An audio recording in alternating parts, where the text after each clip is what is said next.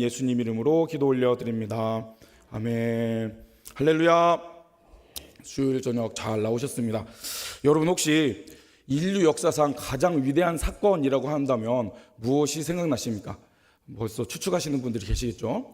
물론 그걸 말하기 위해 이것을 이야기하는 건데요. 제가 요즘 챗 GPT를 간간히 쓰는데 챗 GPT에 한번 물어봤습니다. 인류 역사상 가장 위대한 사건 세 가지만 한번 알려줘 볼래? 했더니 딱 알려줬는데요. 세 번째는 그것이 인쇄술의 발명이었습니다. 그렇죠. 네. 두 번째는 문자의 발명이었습니다. 첫 번째는 무엇일까요? 예수 그리스도의 죽음과 부활이라고 기특하게 챗GPT가 그렇게 알려주더라고요. AI도 또 그런 인류 역사상 가장 위대한 사건이 예수님의 부활이다라고 이야기하는 것을 보고 좀 신기했습니다. 그렇게 선정한 이유를 또 이어서 설명을 합니다. 예수님의 부활은 단지 종교적인 사건을 넘어서 인류의 역사, 문화, 윤리, 문학, 법, 예술에 지대한 영향을 미쳤습니다. 그리고 수많은 사람들의 인생을 바꾸고 오늘날까지도 가장 널리 믿어지는 사건입니다 라고 이야기하더라고요. 여러분도 이것에 동의하십니까? 이것은 온 인류를 위한 가장 위대한 사건이자 우리 개개인을 위한 또 정말 가장 위대한 사건임을 우리가 믿어야겠습니다. 예수 그리스도께서 나를 위해 부활하셨습니다. 그 사실을 굳게 붙잡고 매일의 삶 가운데 부활의 증인된 삶을 살아가시는 저 여러분이 되시길 주님의 이름으로 축복합니다.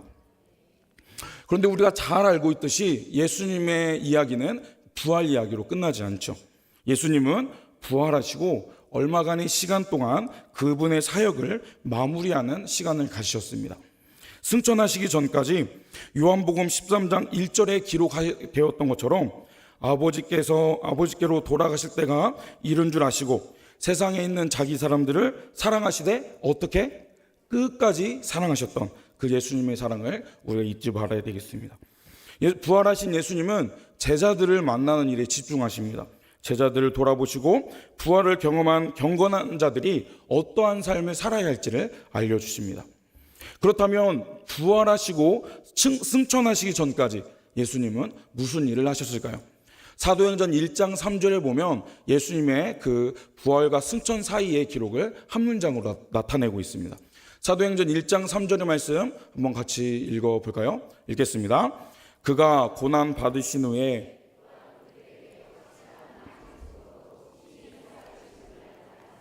40일 동안 하나님 나라의 일을 말씀하시니라.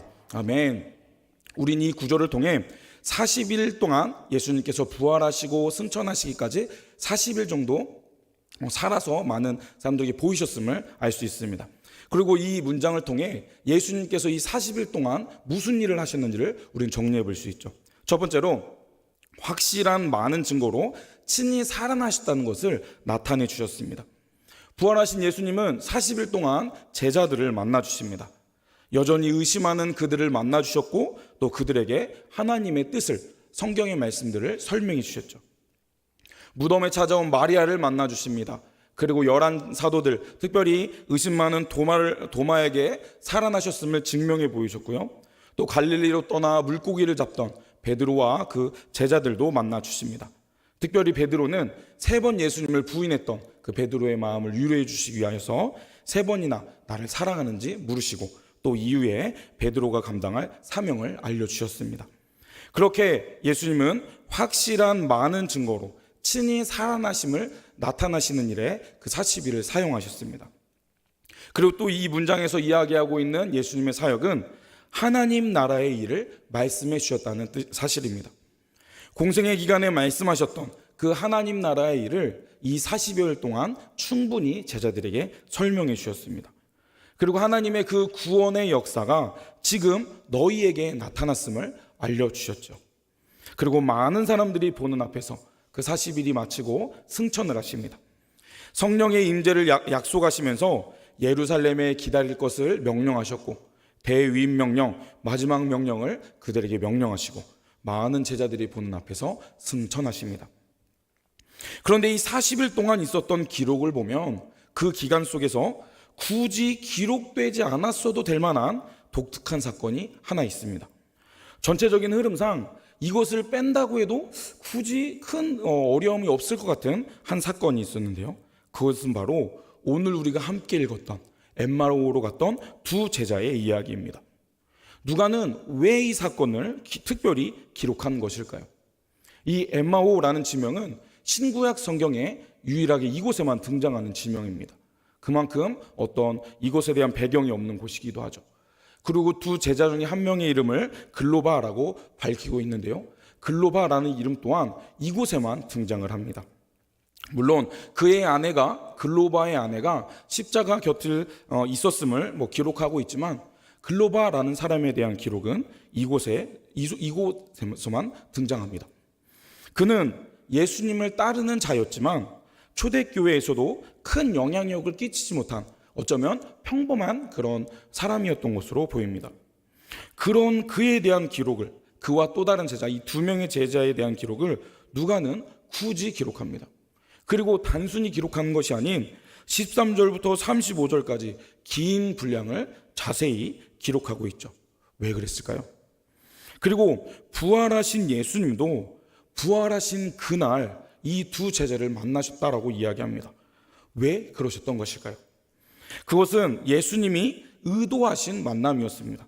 그리고 누가 또한 그 예수님의 의도를 발견했기 때문에 굳이 이것을 자세히 기록하여 오늘 우리에게도 알려주고 있습니다. 엠마오로 가던 이 두 제자와의 만남을 통해 오늘 우리에게 말씀하시는 예수님의 그런 메시지를 발견하시는 은혜가 있기를 주님의 이름으로 축복합니다. 누가복음 24장 13절 말씀 한번 같이 읽어볼까요? 13절입니다.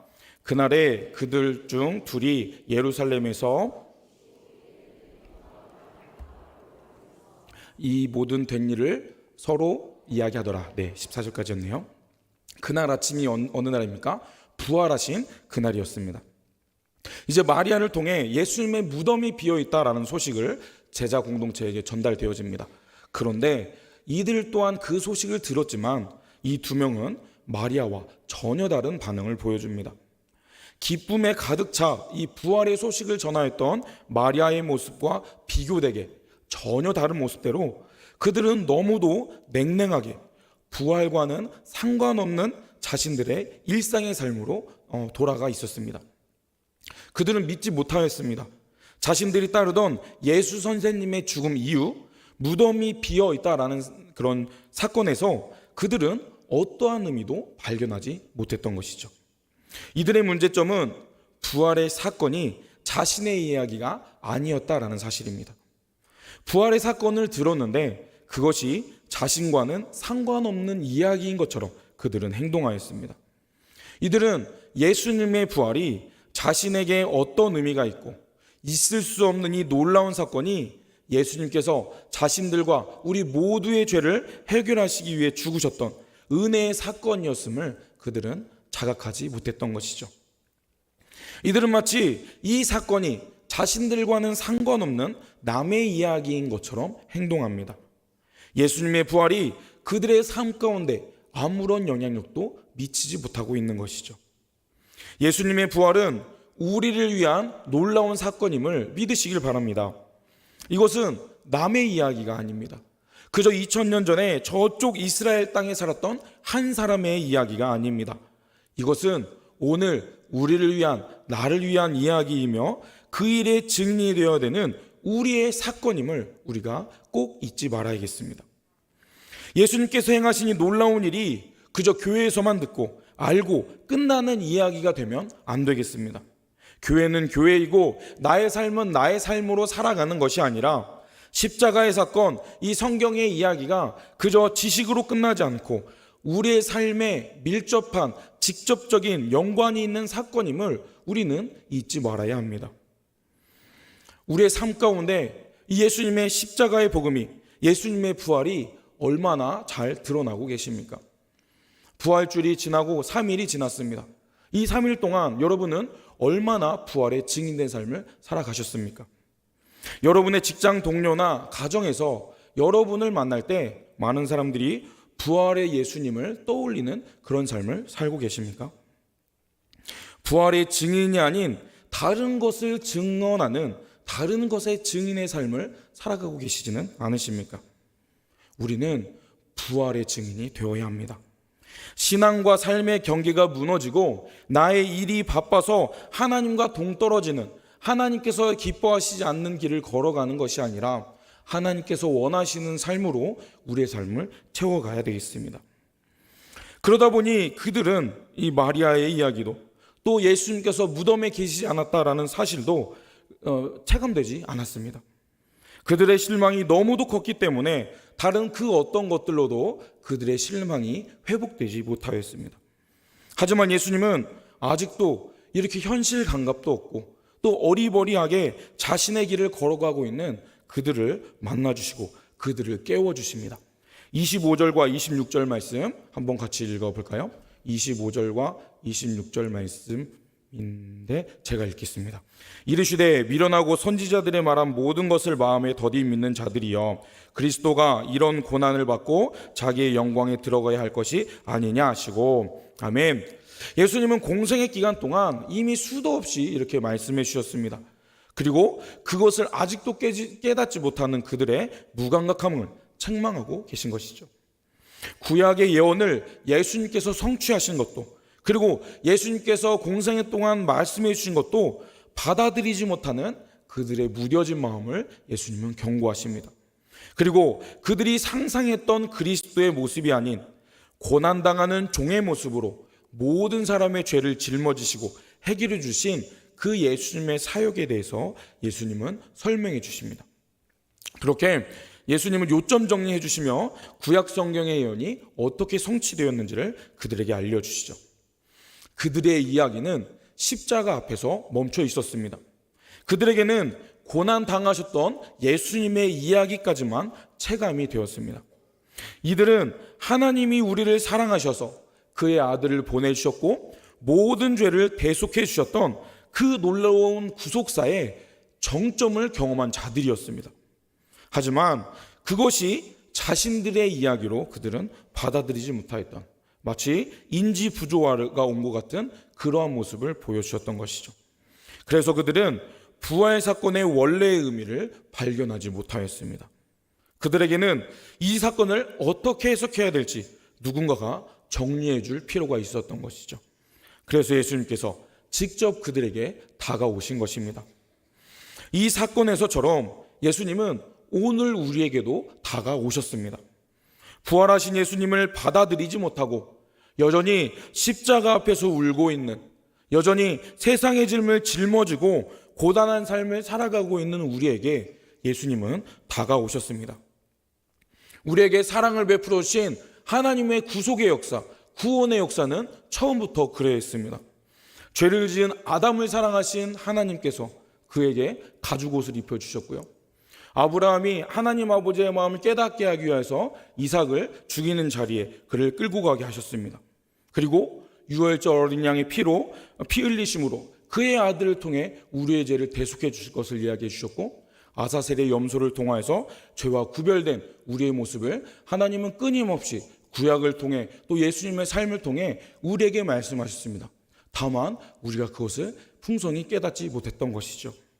로마서 5장 8절에 그렇게 고백되어 있습니다. 로마서 5장 8절의 말씀 우리 한번 같이 읽어볼까요? 시작. 우리가 아직 죄인 되었을 때 하나님께서 우리에 대한 자기의 사랑을 확증하셨느니라. 아멘. 우리는 죄인 된 삶을 살아갑니다. 우리가 얼마나 은혜를 누리는지 모르고 그렇게 살아갑니다. 하지만 우리가 그러한 삶을 살아갈 때에도 하나님은 예수님을 우리 죽게 하심으로 하나님이 우리를 얼마나 사랑하시는지를 확증해 주셨습니다. 이런 하나님의 놀라운 사랑에 감사하며 그것이 나의 이야기임을 믿으시기를 바랍니다. 예수님은 그들에게 다가와 분위기 파악을 못하고 눈이 가리워져 예수님을 알아보지 못하는 그들에게 말씀해 주십니다. 그들은 16절에 보면 눈이 가리워져 그인 줄 알아보지 못했다라고 기록되어 있습니다. 이들의 문제는 예수님을 알아보지 못했다는 점에 있습니다. 어쩌면 예수님은 부활하기 전과는 조금 다른 모습으로 부활하셨던 것으로 보입니다. 하지만 마리아나 다른 제자들은 예수님을 한 번에 알아보았습니다. 그렇기 때문에 예수님을 알아보지 못했던 것은 이들 개인의 문제였던 것으로 볼 수 있겠습니다. 보면은 그들이 예수님을 알아보지 못했던 이유를 그들의 눈이 가리워져 알아보지 못했다라고 기록하고 있습니다. 무엇이 그들의 눈을 가리웠을까요? 그것은 그들이 알고 있었던, 그들이 상상했었던 그리스도의 모습, 그들의 고정관념, 또 그들의 연약한 믿음이 그들의 눈을 가리웠습니다. 그들은 예수님이 부활하실 것이다 라는 말씀을 듣지 못했을까요? 아니요. 예수님은 수도 없이 다시 살아날 것임을 말씀해 주셨습니다. 예수님은 구체적으로 예수님이 어떻게 죽으셨다, 며칠 만에 살아나실 것조차 말씀해 주셨습니다. 심지어 십자가에 못 박히기 전날에도 말씀해 주셨죠. 그런데 사도들은 그 예수님의 부활 소식을 듣고 맨 처음 어떠한 반응을 보였을까요? 앞으로 돌아가 11절의 말씀 한번 같이 볼까요? 11절의 말씀 보면 같이 읽겠습니다. 사도들은 그들의 말이 허탄한 듯이 들려 믿지 아니하나 마리아의 빈 무덤의 이야기를 듣고 그들은 그것을 미리 들었음에도, 그것이 그들에게 이루어졌음에도 그것을 허탄한 듯 믿지 못하고 그것을 받아들이지 못하였습니다. 그런 연약한 자들에게 예수님은 마가복음 16장 14절에 이렇게 말씀하십니다. 같이 읽겠습니다. 네.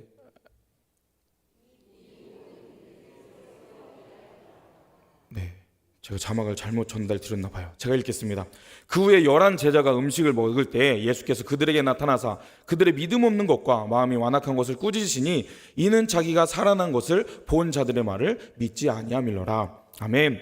예수님은 그들이 믿음이 없고 마음이 완악했기 때문에 믿지 못한다라고 말씀해 주셨습니다. 초자연적인 일이, 불가능한 일이 그들 눈앞에 일어났습니다. 그렇지만 예수님을 바르게 믿었다면, 온전한 믿음이 있었다면 그 부활을 받아들일 수 있었을 것입니다.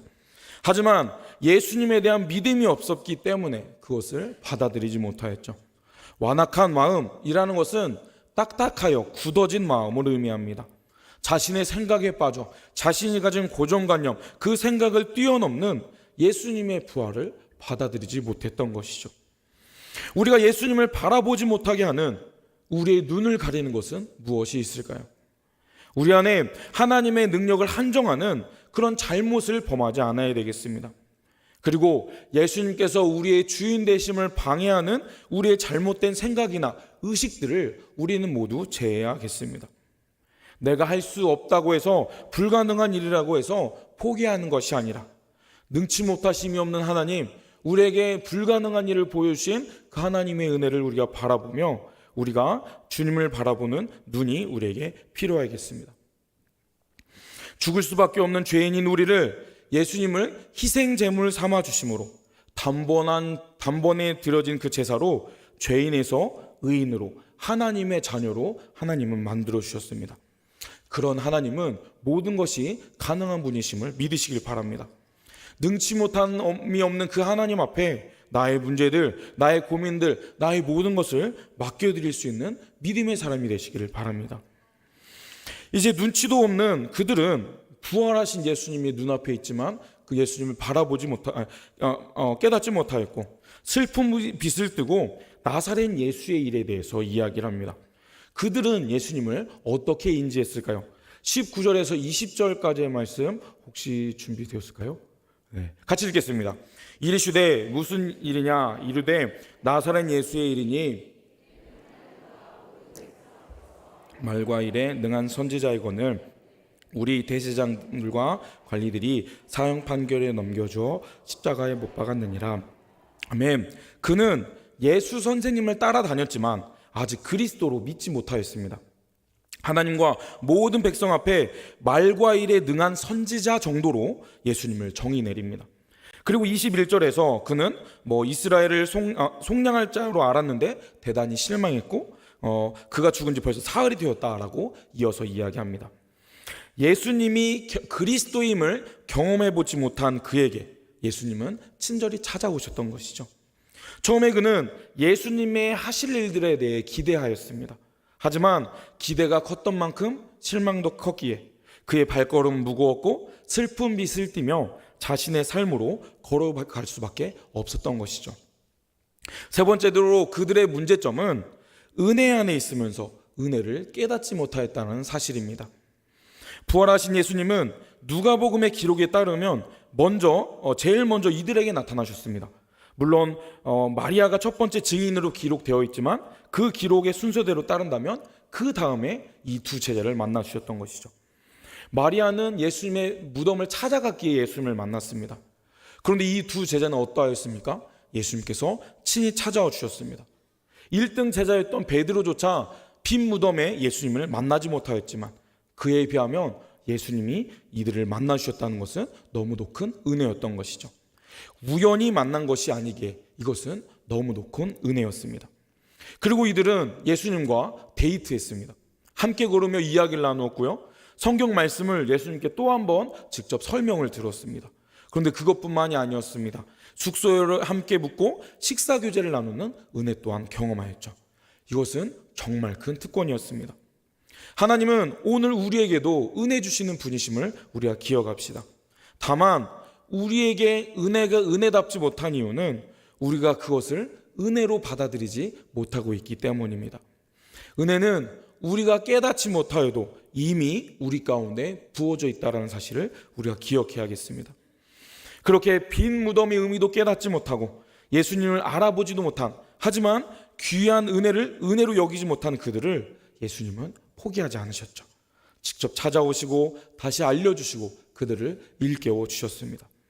그리고 예수님은 오늘날 그들과 같이 부활을 나의 이야기로 받아들이지 못하는 믿음 없는 자들을 깨닫게 원하시는 분이심을 우리가 기억합시다. 그래서 우리와 같은 그들을 굳이 만나주시고 깨닫게 하시고 찾아주셨음을 기억합시다. 오늘 말씀에서 예수님이 그들에게 행하셨던 그런 행동들을 우리가 기억합시다. 그리고 그것을 우리 또한 교회 공동체의 원리로 적용하여 실천할 수 있어야겠습니다. 예수님은 무엇을 하셨습니까? 첫 번째로 그들에게 다가오셨습니다. 성령 친하신 예수님이 그들에게 다가와 복음을 정리해 주셨던 것처럼 우리도 복음을 깨닫지 못하는 자들에게 다가갈 수 있는 자들이 되어야겠습니다. 굳이 예수님께서 그 일을 행하셨던 것처럼 우리도 굳이 우리의 사랑이 필요한, 또 예수님의 사랑을 충만히 경험하지 못한 자들에게 굳이 다가가 예수님이 우리를 얼마나 사랑하셨는지 우리가 전할 수 있는 그런 자들이 되어야겠습니다. 두 번째로 예수님은 무엇을 하셨습니까? 말씀을 전해주셨습니다. 예수님은 그들에게 성경을 인용하여 말씀을 해주십니다. 하나님의 그런 예언의 말씀들이 어떻게 이루어졌는지 그것을 근거 삼아 이야기해 주셨죠. 그렇듯 부활의 증인이 된 교회의 공동체는 하나님의 말씀을 전하는 공동체가 되어야 합니다. 내 생각이나 내 경험이 기준이 되는 것이 아니라 하나님의 말씀이 어떻게 이루어졌고 우리에게 그것이 어떻게 역사하시는지 그 말씀을 기준 삼아 우리가 살아가야 하는 공동체가 교회인 것입니다. 그리고 우리가 그들에게 다시 복음을 전해주고 예수님이 우리를 위해 하신 일들을 성경을 이야기하며 이야기할 수 있어야 되겠습니다. 그리고 예수님께서 그들에게 하셨던 세 번째 일들은 그들과 함께 식사하셨습니다. 이것이 우리에게도 식사교제가 필요함을 이야기합니다. 물론 이것은 성찬의 의미로도 확장시킬 수 있겠습니다. 이것은 부활을 경험한 그리스도인들이 또 교회 공동체가 잊지 말아야 할 사명입니다. 우리가 함께 식탁 교제를 나누며 함께 서로의 연약한 것들을 돌보며 교제하기를 힘써야겠습니다.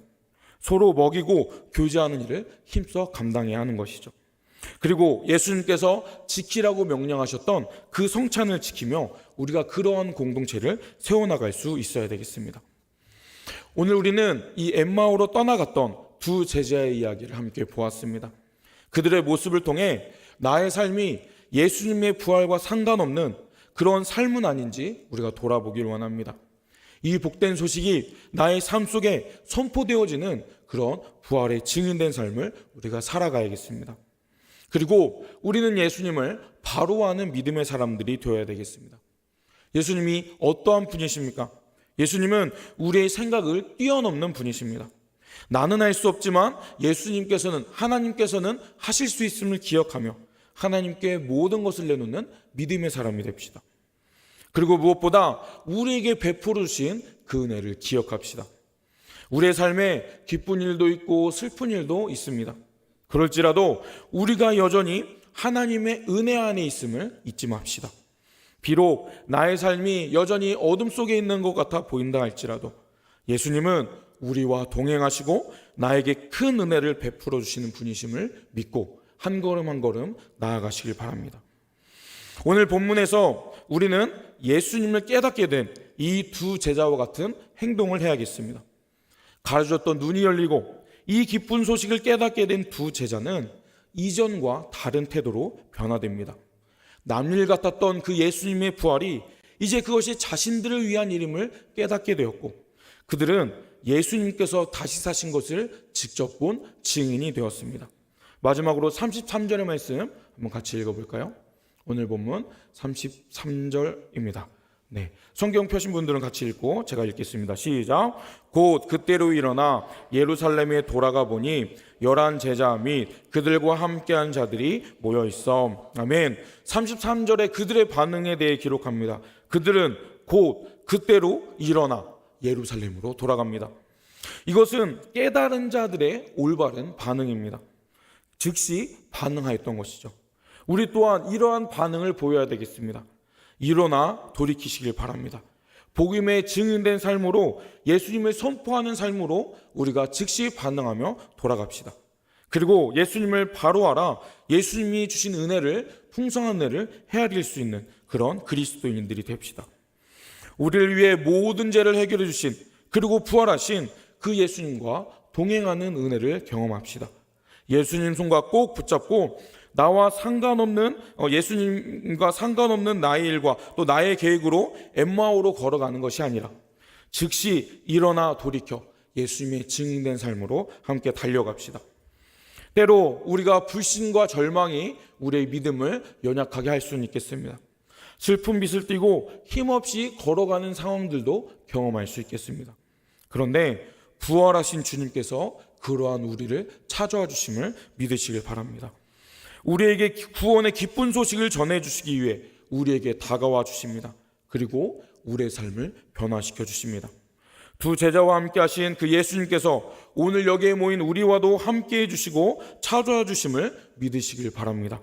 그래서 그 예수님을 만나 뜨거운 마음으로 복음을 선포하는 부활의 증인들이 됩시다. 그렇게 방향성을 잃었던 우리의 삶을 주님께로 돌이켜 주님께서 기뻐하시는 제자의 삶을 살아가시는 저와 여러분이 되시길 주님의 이름으로 축복합니다.